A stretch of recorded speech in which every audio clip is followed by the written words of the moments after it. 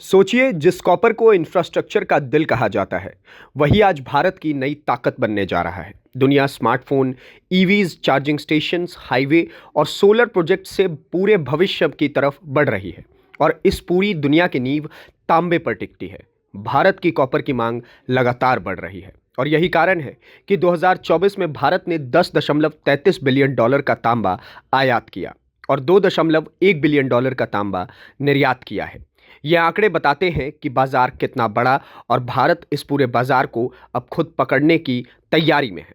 सालों में कच्चे तांबे का आयात 13,000 करोड़ से बढ़कर के 26,000 करोड़ का हुआ है। इसका मतलब साफ है, भारत की अर्थव्यवस्था तेजी से बढ़ रही है, इंफ्रास्ट्रक्चर तेजी से खड़ा हो रहा है और कॉपर की मांग दोगुनी रफ्तार से बढ़ती चली जा रही है। अब पड़ोसी देश पाकिस्तान की बात करते हैं।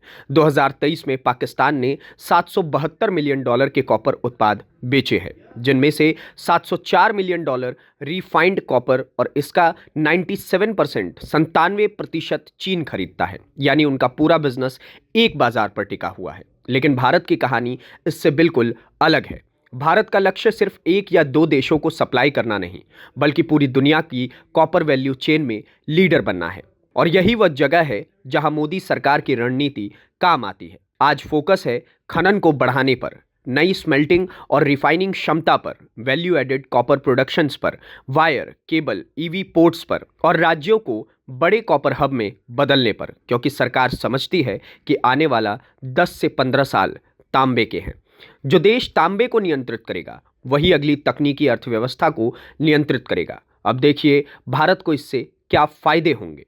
सबसे बड़ा फायदा, भारत का आयात बिल कम होगा। जो 10.33 बिलियन डॉलर बाहर जा रहा है, वह धीरे धीरे देश के अंदर ही निवेश और उत्पादन में बदल जाएगा। दूसरा, नए उद्योग और लाखों नौकरियां, copper smelting, wire manufacturing, EV components, machinery, इन सब क्षेत्रों में नए प्लांट खुलेंगे और रोजगार तेजी से बढ़ेगा। तीसरा, भारत निर्यातक बनेगा। आज 2.1 बिलियन डॉलर का जो निर्यात है, उसे कई गुना बढ़ाने की क्षमता भारत के पास है, क्योंकि हमारी घरेलू मांग, हमारी कंजप्शंस और हमारी ग्रोथ दुनिया में सबसे तेज है। चौथा, मेक इन इंडिया को बड़ी ताकत मिलेगी। जब कच्चा माल देश में बनेगा, इंफ्रास्ट्रक्चर 2 गुना स्पीड से बढ़ेगा। Highway, railway, metro, solar, charging stations, सबकी रफ्तार दोगुनी होती चली जाएगी। पांचवां, रणनीतिक स्वतंत्रता। भारत चीन या अन्य देशों पर कम निर्भर होगा और वो जगह जो पाकिस्तान आज ले रहा है, वो जल्द ही भारत कई गुना बड़े स्तर पर ले चुका होगा। यही कारण है कि भारत अब सिर्फ तांबा खरीदने वाला देश नहीं रहेगा, बल्कि वो ऐसा देश बनने जा रहा है जो तांबा खुद बनाएगा, वैल्यू एडेड प्रोडक्ट्स बनाएगा और दुनिया भर में सप्लाई भी करेगा। भारत के पास क्षमता है, संसाधन है, बाजार है और सबसे ज़रूरी, एक ऐसी सरकार है जो भविष्य की ज़रूरतों को समझकर फैसले ले रही है।